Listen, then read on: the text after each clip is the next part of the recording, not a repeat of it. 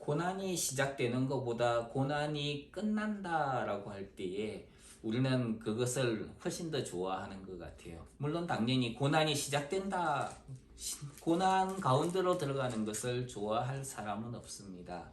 근데 그 고난이 모두 다 끝나고 모든 것을 회복할 때에 우리는 얼마나 평안과 그리고 참 좋은 것을 기대하게 되는지 모릅니다.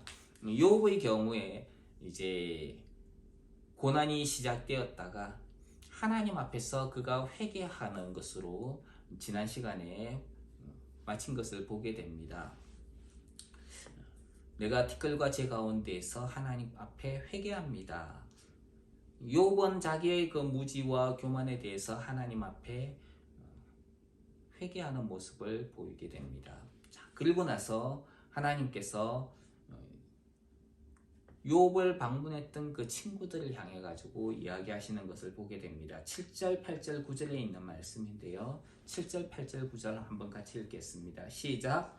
여호와께서 욥에게 이 말씀을 하신 후에 여호와께서 대만 사람 엘리바스에게 이르시되 내가 너와 내 두 친구에게 노하나니 이는 너희가 나를 가르쳐 말한 것이 내 종 욥의 말같이 옳지 못함이니라. 그런즉 너희는 수소 7과 순양 7을 가지고 내 종 욥에게 가서 너희를 위하여 번제를 드리라. 내 종 욥이 너희를 위하여 기도할 것인즉 내가 그를 기쁘게 받으리니 너희가 우매한 만큼 너희에게 갚지 아니하리라. 이는 너희가 나를 가르쳐 말한 것이 내 종 욥의 말같이 옳지 못함이라. 이에 대만 사람 엘리바스와 수아 사람 빌닷과 나아마 사람 소발이 가서 여호와께서 자기들에게 명령하신 대로 행하니라. 여호와께서 욥을 기쁘게 받으셨더라.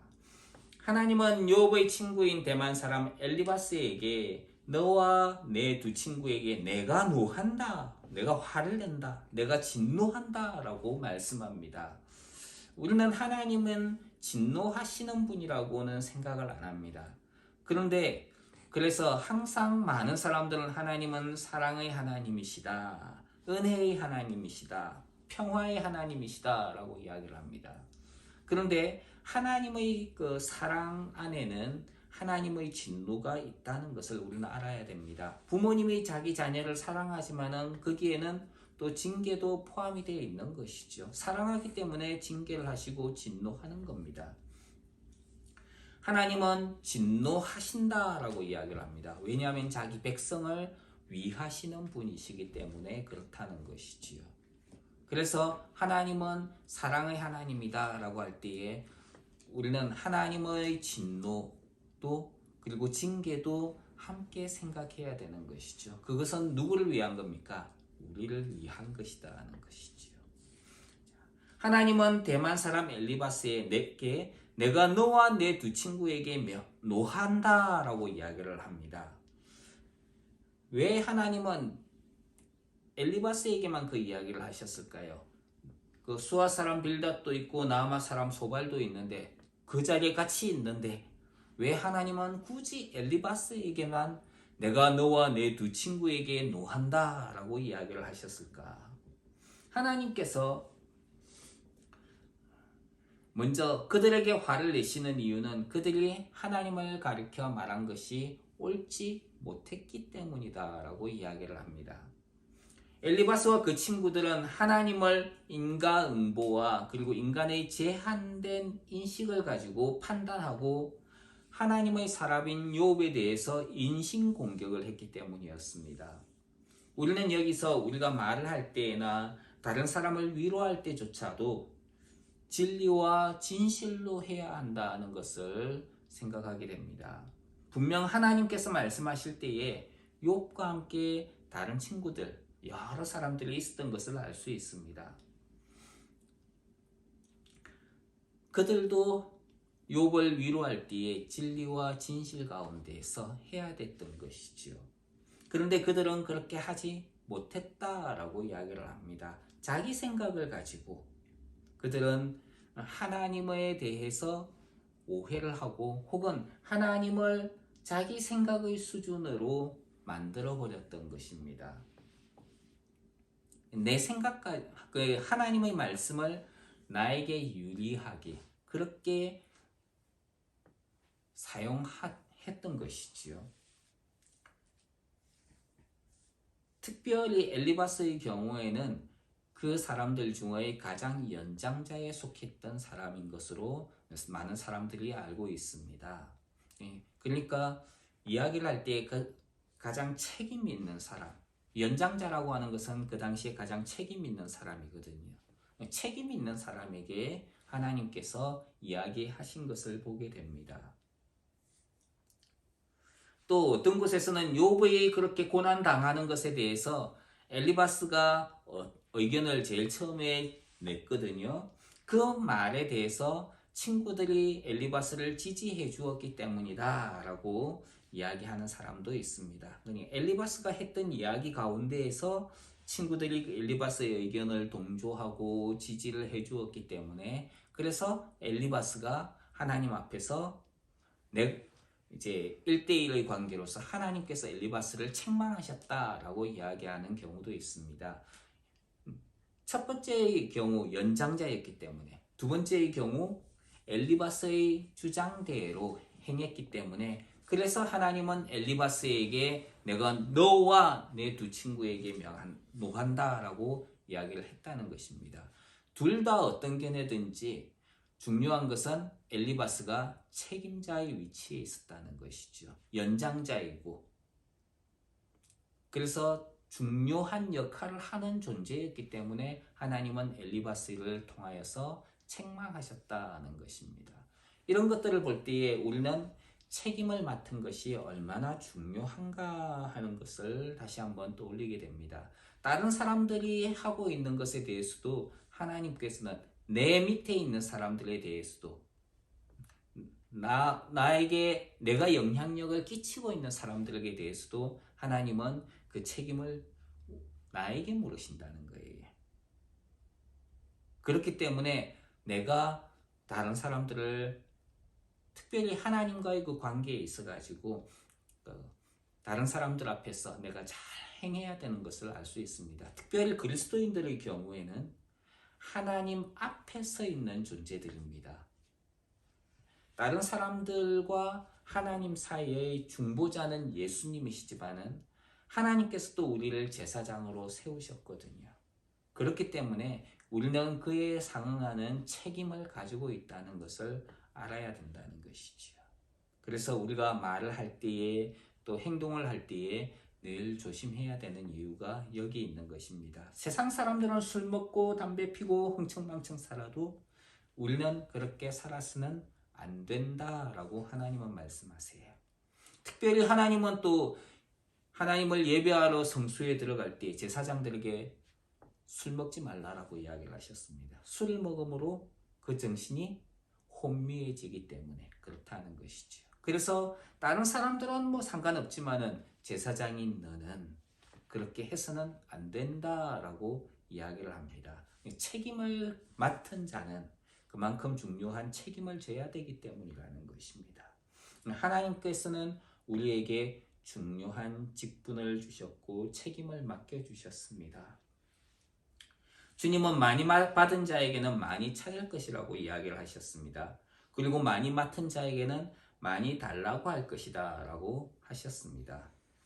맡은 것에 대해 하나님은 책임을 물으신다는 것을 알 수 있습니다. 그렇기 때문에 주님께서 우리에게 맡겨주신 것들을 넉넉히 잘 감당하는 은혜가 있기를 주님 이름으로 축원합니다. 욥의 친구들의 말에서 그 인생을 사는 사람들이 일반적으로 가지고 있는 가치관을 볼 수가 있습니다. 욥이라고 하는 사람은 자기 기준의 의와 생각을 가지고 행하는 사람입니다. 살아는 하나님께서 욥에게 복을 주셨기 때문에 욥이 하나님을 섬긴다라고 주장했습니다. 그런데 어떤 의미에서 욥과 같은 부류의 사람들은 교회에 다니는 신앙인으로 생각할 수가 있는데 특별히 두려움과 공포에 붙잡혀 사는 사람들로 생각이 됩니다.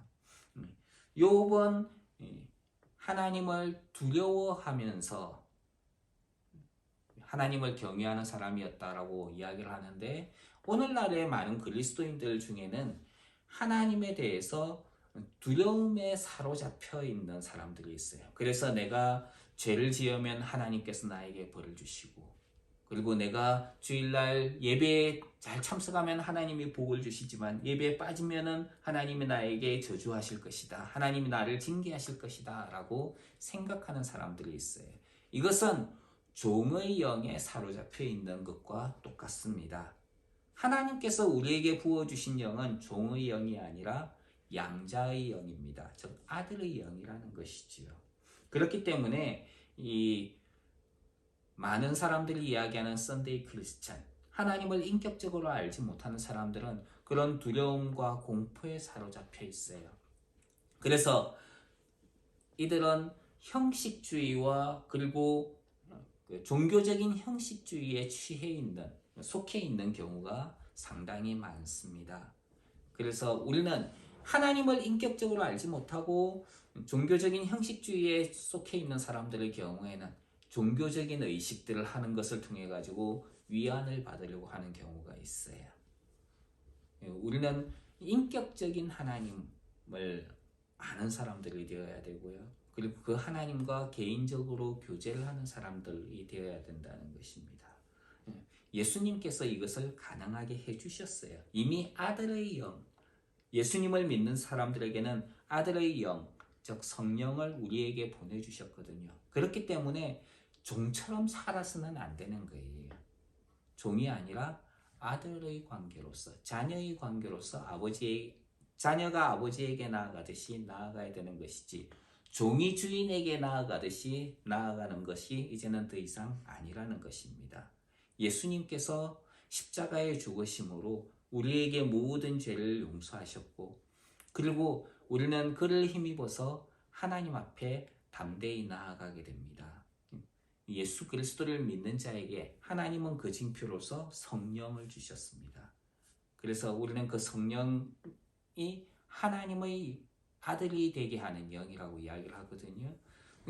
그러니까 이 아들의 영을 가진 자로서 자유롭게 마치 자녀가 아버지에게 나아가듯 부모에게 나아가듯 그렇게 하나님께 나아가는 자가 되었다는 것을 기억하시기 바랍니다. 그래서 하나님과 자유로운 관계 가운데 나아가기를 주님 이름으로 축원합니다. 엘리바스 같은 사람들은 인생이 고난의 연속이라고 생각을 합니다. 그래서 고난 속에서 선을 행하는 것이 악을 행하는 것보다 낫다라고 주장합니다. 이런 사람들은 지식을 중요하게 여겨요. 그래서 도와 같이 깨달음을 중요하게 여기는 사람들입니다. 그래서 득도를 하기 위해 가지고 수양을 한다든지 혼자서 저 깊은 산속에 들어가서 도를 깨닫기 위해서 노력하는 사람들이 바로 이 엘리바스와 같은 사람들입니다. 빌닷이라고 하는 사람은 전형적인 종교인의 모습을 가지고 있는데요. 종교적인 권성징악으로 세상을 바라보는 거예요. 종교는 인간을 선하게 만들기 위한 도구라고 생각을 합니다. 그래서 어떤 종교를 가지느냐, 내가 기독교를 가지느냐, 뭐 이슬람이냐, 불교냐 이런 종교가 중요한 것이 아니라 어떤 종교를 가지더라도 선하고 착하게만 살면 된다, 상관이 없다라고 이야기를 합니다. 즉 종교의 목적은 사람을 선하게 만드는 것이다 라고 주장하는 것이지요. 그래서 이거 선하게 사는 것이 종교의 기능이라고 이야기를 합니다. 이 소발이라는 사람은 인과응보로 세상을 바라봅니다. 그래서 죄를 짓지 않고 사는 것이 행복한 삶을 위해서 중요하다라고 이야기를 합니다. 그래서 소발의 인생 관점은 사람의 행복에 초점이 맞춰져 있습니다. 사람이 사는 목적은 행복을 위해서 사는 것이다 하는 거예요. 하나님은 위대하시고 전능하시며 자기의 뜻대로 세상을 이끄시고 섭리하시는 분이십니다. 욥의 세 친구들은 자신의 주장을 합리화하기 위해서 하나님을 이용하고 있던 것을 볼 수 있습니다. 여기서 우리는 하나님의 뜻이라고 주장하면서 자기 생각을 자기 주장을 관철시키려고 하는 것이 얼마나 무서운 일인가 하는 것을 보게 됩니다. 성경을 잘못 이해한 사람들은 성경을 가지고 자기 생각을 하나님의 뜻이라고 주장하기도 합니다. 또 어떤 사람들은 성경을 가지고 오히려 하나님의 뜻을 무시하는 사람들도 있습니다. 얼마나 위험하고 잘못된 것인지 모릅니다. 성경을 가지고 내가 하나님이다, 하나님처럼 의롭다 이렇게 주장하는 거예요. 하나님의 말씀을 제대로 모르기 때문에 이런 일이 벌어지는 거예요. 전쟁을 일으키면서도 이것이 하나님의 뜻이다, 그렇게 이야기하는 거예요. 옛날에 마녀재판이라는 것이 있었죠. 세상에 있는 마귀의 자녀, 마귀에게 속한 여자들을 갖다가 잡아내 죽이는 거예요. 마녀. 여자들이잖아요. 많은 여자들이 희생을 당했어요. 남자는 그렇게 많지 않았어요. 마녀라는 이름으로 죽임을 당했던데 다 자기의 그 생각을 가지고 다른 사람을 비방하고 그리고 이것이 하나님의 뜻이다 그러면서 사람들을 괴롭혔던 것입니다. 잘못된 것이지요. 그렇기 때문에 우리는 하나님의 말씀을 올바르게 그리고 바로 알아야 되는 이유가 여기 있는 것입니다. 하나님은 엘리바스에게 너와 네 두 친구들 그들을 향하여 내가 진노한다 라고 이야기를 하시면서 엘리바스에게 수송아지 7과 순양 7을 취해서 욥에게 가지고 가서 번제를 드리라 라고 이야기를 하십니다. 하나님께서 욥의 친구들에게 바치도록 지시하신 제물이 뭐라고요? 수소와 순양 7이죠. 7이라는 것은 완전수입니다. 온전한 예물을 드리라는 것이죠. 소는 다양한 제물로 사용이 됐는데 특별히 여기에서 하나님께서 수소를 지정하시는 것을 볼 수 있습니다. 수소는 성경에 보면 특별히 번제를 위한 제물입니다. 온전한 헌신을 이야기하는 것이죠. 근데 주로 번제의 예물이면서도 특별히 사용되는 곳이 있는데 그것은 번제 중에서 속죄제 중에서 제사장과 회중을 위해서 사용된 제물입니다. 다른 개인을 위해서 사용하는 것이 아니라 제사장과 회중을 위해서 드리는 제물이에요. 제사장이 죄를 범했을 때 속죄 제물로 무엇을 드리느냐 하면은 수송아지를 드립니다. 수소를 드리는 거예요. 회중이 죄를 범했을 때에 그때에도 수송아지를 하나님께 제물로 드렸습니다. 그렇게 보면은 제사장과 회중은 제사장 한 사람은 회중과 같은 죄의 무게를 가지는 것을 알 수 있습니다. 제사장이 죄를 범했을 때 무게나 회중이 여러 사람의 죄를 범했을 때의 무게가 똑같다는 것을 알 수 있습니다. 그러니까 제사장은 그만큼 중요한 책임을 지고 있다는 것을 보게 되는 것이지요. 아무튼 여기에서 수소를 제물로 드린다는 것은 제사장과 회중을 위한 제물이 되는 것입니다. 친구들과 회중을 위한 속죄제와 번제를 드린다는 것을 의미를 하는 것이 됩니다. 어쩌면 회중들은 욥과 그 친구들의 말을 들었을 뿐이지만 부지중에 그렇던 생각을 취할 수 있는 상황에 처했을 수 있습니다. 우리가 하는 말이 듣는 사람에게 부지중에 잘못 오해될 수 있다는 것을 생각한다면 우리가 말을 할 때에 더더욱 조심해야 한다는 것을 생각하게 되는 것이죠. 순양의 경우에는 속건제를 위한 제물입니다. 속건제는 손해를 끼친 것에 대한 배상과 함께 하나님께 드리는 제사입니다. 배상으로 피해를 끼친 것에 그 값에다가 5분의 1을 더 추가를 해가지고 드리는 제물이 속건제입니다. 근데 제물이 수양인 경우에는 특별히 3가지 경우가 있어요. 다른 데는 안 나오는데 속건제의 제물로 이 순양이 사용이 되는데 하나님의 성물에 대해서 잘못했을 때 그리고 하나님께서 금지하신 명령을 범했을 때 그걸 지키지 않았을 때 그리고 남의 물건에 피해를 입혔을 때 그때에 드리는 제물이 순양입니다. 제물을 통해서 그럼 욥의 친구들이 무엇을 잘못했는가 하는 것을 알 수가 있습니다. 그냥 하나님께서 수소와 순양을 드리라 하면은 그것으로 끝이 아니고 그 의미가 무엇인지를 생각해 봐야 되는 것이지요. 그들은 하나님의 형상인 욥에 대해서 잘못했다는 것을 알 수 있습니다. 자, 하나님의 성물에 대해서 잘못했을 때에 속건제를 드리려고 했거든요. 욥이 하나님의 성물이죠. 하나님의 형상이죠. 그것을 갖다가 자기들 마음대로 인심 공격하고 비방했던 것입니다.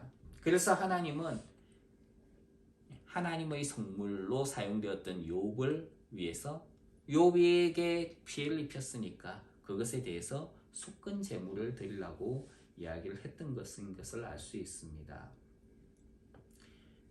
자신의 주장을 위해 하나님을 자기 주장의 도구로 전락시켰던 것이지요. 이것은 하나님의 이름을 망령되이 일컫는 행위이기도 합니다. 또 하나님은 내 이웃에 대해서 거짓 증거하지 말라라고 이야기를 했는데 친구들은 자기의 주장, 자기가 잘못 알고 있는 지식, 자기의 관점 이것을 정당화시키기 위해서 욥이 죄를 짓지도 않았음에도 죄를 지었기 때문에 고난을 당한다는 거짓 증거, 그리고 잘못된 증거도 서슴지 않은 것을 볼 수 있습니다. 오늘날도 우리도 이와 같은 잘못을 저지를 때가 있습니다. 하나님의 형상대로 지음을 받은 교회 지체들에게 상처를 주고 잘못을 범하는 것이죠. 또 주님은 하나님을 예배할 때에 예물을 드리다가 형제에게 원망들을 만한 일이 있거든 예물을 제단 앞에 두고 먼저 가서 형제와 화목하고 그 후에 와서 예물을 드리라 라고 이야기를 하셨습니다. 하나님을 자신의 유익을 위한 도구로 만드는 경우가 있는 것입니다. 이런 이들은 예수 그리스도의 말씀과 경건에 관한 교훈을 따르지 않기 때문에 하나님을 자신의 이익의 도구로 전락시켜버리는 경우입니다. 교회에 나오는 것을 사업을 위한 도구로 생각을 하는 경우도 있습니다. 교회에 다니는 것이 결혼을 위한 목적이 되는 경우도 있습니다. 교회에 다니는 것을 인간관계를 위한 도구라고 생각합니다. 하나님을 예배하는 것이 자신의 심리적인 안정을 위한 도구로 사용하는 경우도 있습니다. 세상에서 그리스도인 혹은 하나님의 백성이라는 이름으로 하나님의 영광을 드러내지 못하고 오히려 죄악을 행함으로 하나님의 이름을 욕되게 하는 경우가 많이 있는 것이죠. 자신을 정당화하기 위해서 다른 사람을 비방하고 비난하는 경우도 있습니다. 자신은 잘못한 게 없고 괜찮은 사람인데 다른 사람이 잘못했다는 거예요. 그래서 그 사람이 잘못했기 때문에 이런 일이 벌어졌다라고 주장합니다. 근데 사실 양쪽의 말을 들어보면은 서로 주장이 다른 경우도 있습니다. 하나님은 내 이웃에 대하여 거짓 증거하지 말라라고 이야기하시죠. 우리는 자기를 정당화하기 위해서 지체들을 향해서 거짓 증거를 한다든지 거짓된 주장을 하지 않아야 되는 것이죠. 이것이 속건제, 순양의 세 가지의 의미입니다. 애플뮤직에서 신의할 세 가지입니다를 찾을 수 없습니다. 수송아지와 순양을 각각 7씩 드린다는 것은 하나님께 완전한 제물을 드리는 것을 말한다고 했죠. 하나님은 욥의 친구들이 잘못을 깨닫고 온전히 회개하는 것을 원하시는 것을 볼 수 있습니다. 또 하나님께서 우리에게 원하시는 것은 온전한 제사이고 온전한 예배라는 것도 보게 됩니다. 하나님은 온전한 예배를 하는 사람을 찾으신다라고 말씀하시죠. 그런데 엘리바스가 그렇게 수송아지와 순양을 취해가지고 원래 하나님에게 제사를 하기 위해서 누구에게 가야 됩니까? 제사장에게 가야 됩니다. 그런데 하나님은 누구에게 가져가라고 하느냐면은 욥에게 가져가라고 합니다. 여기에서 하나님은 욥을 친구들을 위한 제사장으로 세우신 것을 볼 수 있습니다. 물론 욥의 시대에 아직 레위를 따라서 제사를 하는 직분이 없었을 수 있습니다. 욥이 친구들을 위해 번제를 드리는 것을 본다면은 하나님은 욥을 친구들을 위한 제사장직으로 인정하시는 것을 보게 됩니다. 그리고 하나님은 욥이 친구들을 위해서 기도할 때에 내가 기쁘게 받겠다고 하셨습니다. 이건 제사장이 가질 수 있는 특권이지요. 하나님은 레위기 6장 7절에서 제사장은 여호와 앞에서 그를 위하여 속죄한즉 그는 무슨 허물이든지 사함을 얻으리라 이렇게 이야기를 하셨거든요. 그래서 욥이 기도할 때에 하나님께서 들으시겠다라고 하신 것은 욥을 제사장으로서 인정하고 있는 부분입니다. 오늘날 하나님은 예수 그리스도를 믿는 사람들을 향해서 제사장이라고 이야기를 합니다. 베드로 사도는 예수 그리스도를 믿는 이들을 향해서 이렇게 이야기를 합니다. 오직 너희는 택하신 족속이요 왕같은 제사장들이요 거룩한 나라요 그의 소유된 백성이다 이렇게 이야기합니다. 우리는 세상 속에서 하나님의 제사장으로 부름을 받았습니다.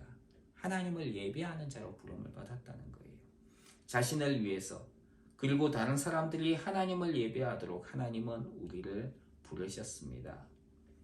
하나님께서 우리를 제사장으로 삼으신 것은 우리를 어두운 데서 불러내어서 하나님의 그 기이한 빛에 들어가게 하신 자의 아름다운 덕을 선전하도록 하기 위해서입니다. 우리를 통해서 여러분들이 하나님의 영광을 드러내고 전하는 은혜가 있기를 주님 이름으로 축원합니다. 하나님은 욥의 친구들에게 너희가 우매한 대로 살았지만은 그 우매한 대로 내가 갚아주지 않겠다라고 이야기합니다. 욥에게 그렇게 잘못했다라고 번제와 그리고 속죄 제물을 드린다면 하나님께서 그렇게 갚지 않겠다라고 이야기를 합니다. 원수를 갚지 않겠다는 것이죠. 하나님은 원수 갚는 것이 내게 있으니 내가 갚으리라 라고 이야기합니다. 내가 갚겠다는 거예요. 너희가 갚지 마라. 내가 갚겠다. 이렇게 이야기하십니다. 우리는 화를 내는 경우가 상당히 많아요. 내가 그래서 그걸 갖다가 갚으려고 합니다. 근데 하나님께서는 뭐라고 이야기하십니까? 내가 갚겠다. 내가 하겠다. 이렇게 이야기하십니다. 욥의 번제를 받으신 하나님은 그 잘못을 행한 대로 갚지 않겠다라고 하셨습니다. 용서하시는 분인 것을 보게 됩니다. 우리는 죄인으로 영원히 죽을 수밖에 없는 존재였습니다. 하지만 예수 그리스도를 속죄 제물로 받으신 하나님은 우리의 죄를 우리의 죄대로 갚지 않으시고 오히려 용서해 주시는 분이라고 말씀합니다. 우리가 용서를 받을 행동이나 선물을 주었기 때문에 용서를 받는 것이 아니라는 것이죠. 성경은 우리가 아직 죄인 되었을 때에 의롭지 못하고 경건하지 못했을 때에 그리스도께서 우리를 위해서 죽으셨다. 이렇게 말씀합니다. 내가 자격 요건이 안 되지만은 그리스도는 나를 위해서 죽으셨다는 거예요. 그러면서 하나님께서 우리에게 대한 자기 사랑을 나타내 보여주셨다라고 이야기를 합니다.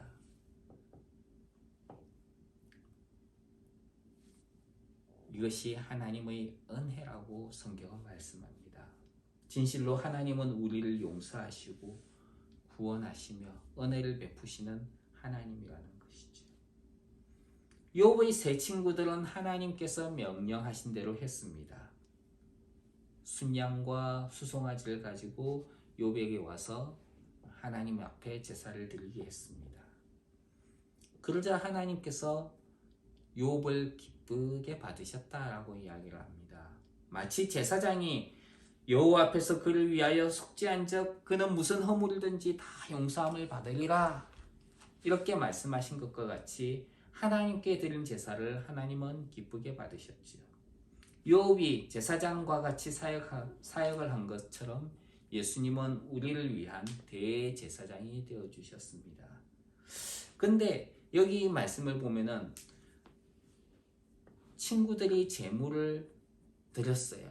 그래서 욥이 제사를 드립니다. 그러면은 성경에 뭐라고 기록이 되어야 되느냐면은 하나님께서 친구들의 제물을 기쁘게 받으셨더라. 친구들 욥을 통해서 드리는 제사를 하나님이 기쁘게 받으셨더라. 이렇게 기록이 되어야 됩니다. 그런데 성경을 보면은 그렇게 안 돼 있어요. 친구들이 그렇게 제물을 드리니까 하나님이 그 제물을 받으셨더라가 아니고 무엇을 받으셨다고 나옵니까? 욥을 받으셨다라고 나오는 거예요. 완전한 제사와 제물이 욥을 받도록 했다는 거예요. 그 제물을 받은 것이 아니라 욥을 받은 것입니다. 그러면은 무엇이 욥을 그렇게 기쁘게 받게 했습니까? 온전한 제사와 제물이 욥을 기쁘게 받게 했다는 것이죠. 그러면은 제사와 제물의 기능이 무엇입니까? 하나님께 그 제사를 드림으로 인해 가지고 그 제사와 제물을 받으시는 것이 목적이 아니라 무엇이 목적입니까? 하나님이 나를 받으시는 게 목적이에요. 예배의 목적은 내가 하나님 앞에 연락되는 겁니다. 제사가 연락되는 게 중요하지 않아요. 제물을 받으시는 것이 목적이 아니라 나를 받으신다는 거예요. 하나님은 나를 받기를 원하고 계신다는 거예요.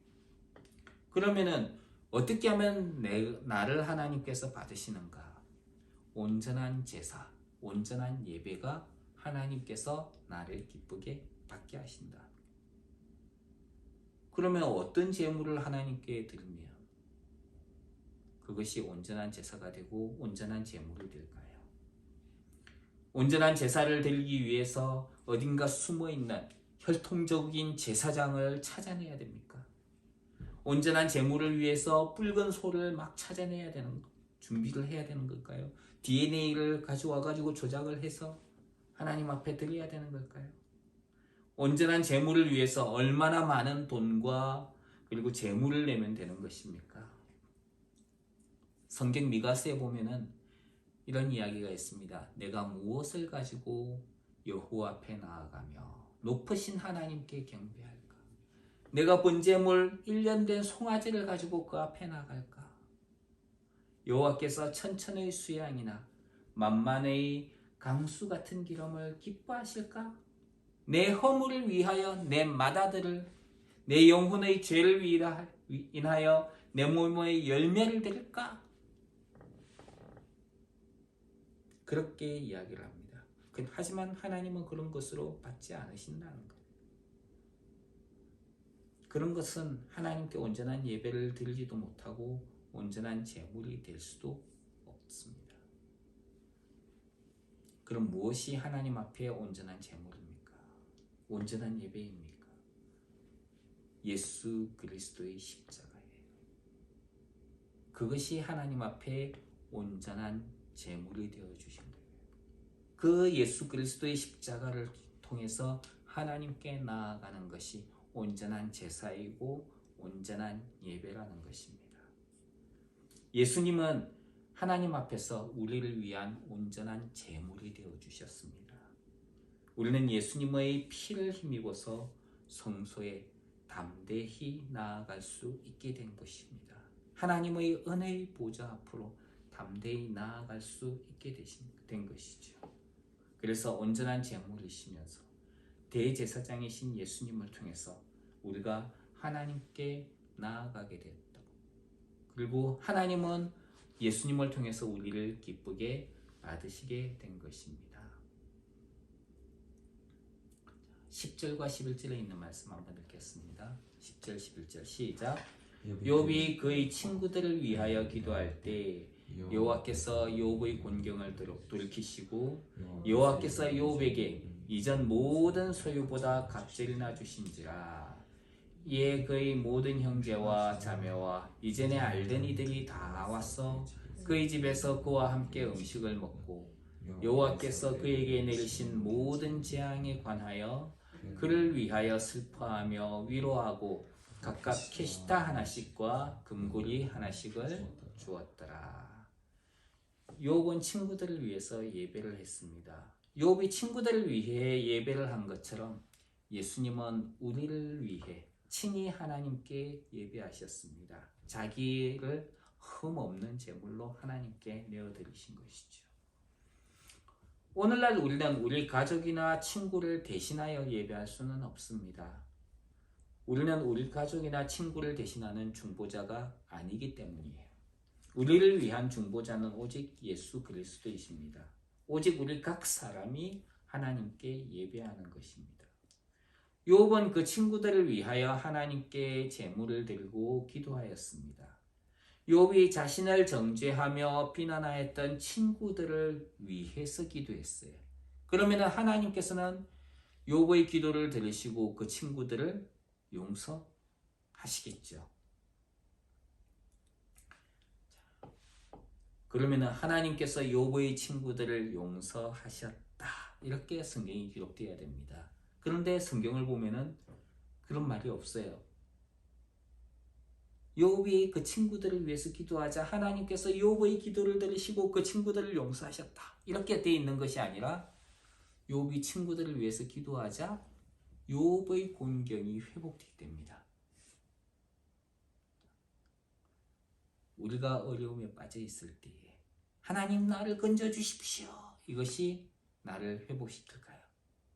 아니면 나를 비난하고 나에게 원수졌던 그들을 향해서 하나님 제가 그들을 용서합니다 라고 했을 때 하나님이 나를 회복시켜 주신다는 걸까요? 어느 겁니까? 내가 그 사람들을 나를 비방하고 나에게 원수 같았던 이들을 내가 용서할 때 하나님께서 그때의 나를 회복시킨다는 거예요. 성경은 욥의 친구들을 용서하셨다는 말 대신에 욥의 곤경을 돌이키셨다라고 이야기합니다. 이 말씀을 통해 우리는 욥이 자신을 정죄하고 비난했던 이들을 용서하고 그들을 위해 기도했음을 알 수 있습니다. 욥이 친구들을 용서하는 것이 욥의 회복과 깊은 연관이 있는 것이죠. 우리가 회복되기를 바란다면 무엇을 해야 됩니까? 용서해라는 거예요. 용서는 사실 하나님만이 할 수 있는 겁니다. 그런데 우리가 누군가를 용서해주면 그건 내가 하나님처럼 하는 거예요.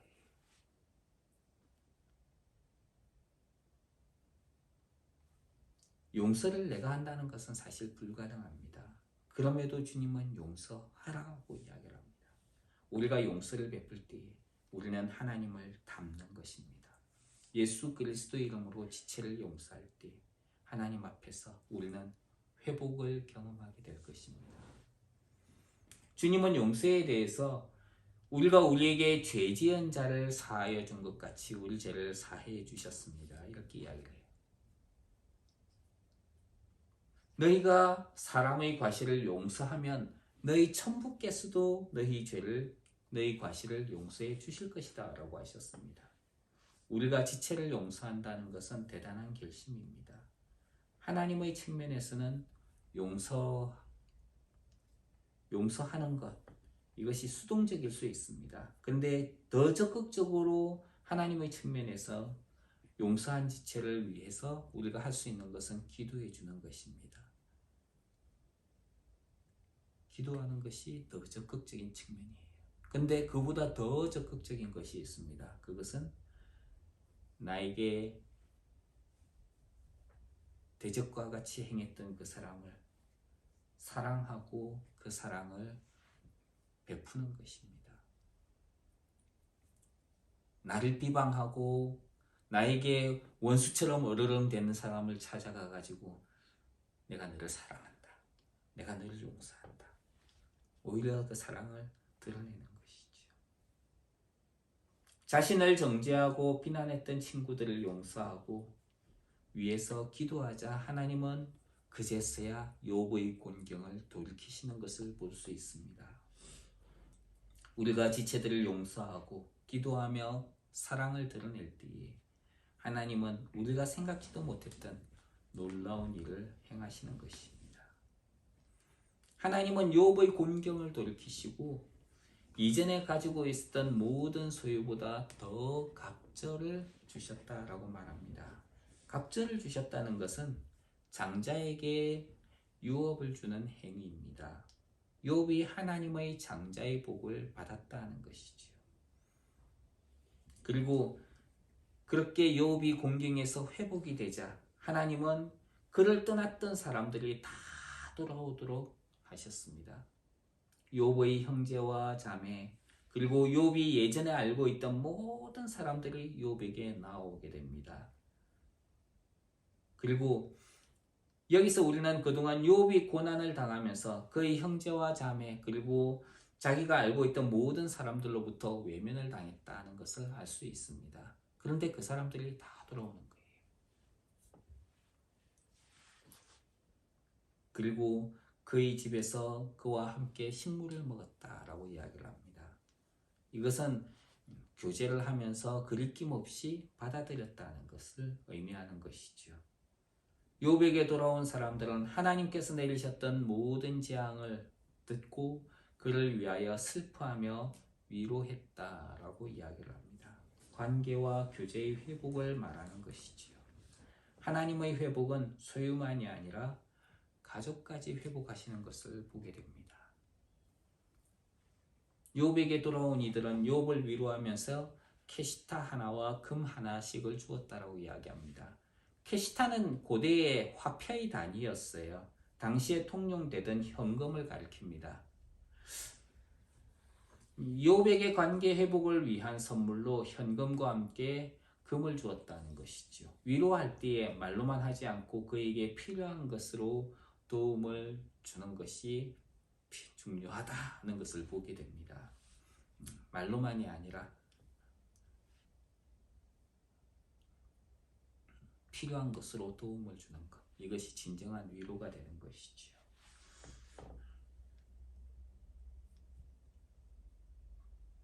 얼마 남지는 않았는데 이거 다 하면 시간이 너무 오래 걸릴 것 같아요.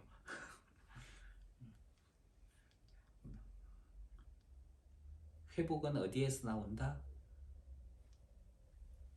용서를 할 때, 다른 사람을 축복할 때, 그때 욥이 회복되는 것을 보게 됩니다. 우리는 다른 사람들을 축복하는 하나님의 사람들로 살아가길 주님 이름으로 축원합니다. 기도하겠습니다.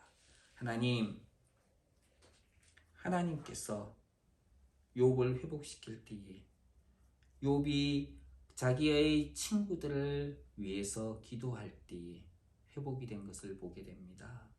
아버지 하나님, 우리가 이 세상을 회복시키는 자로 그리고 세상을 축복하는 자로 이 땅 가운데서 살아가게 하여 주시옵소서. 예수님 이름으로 기도합니다. 아멘.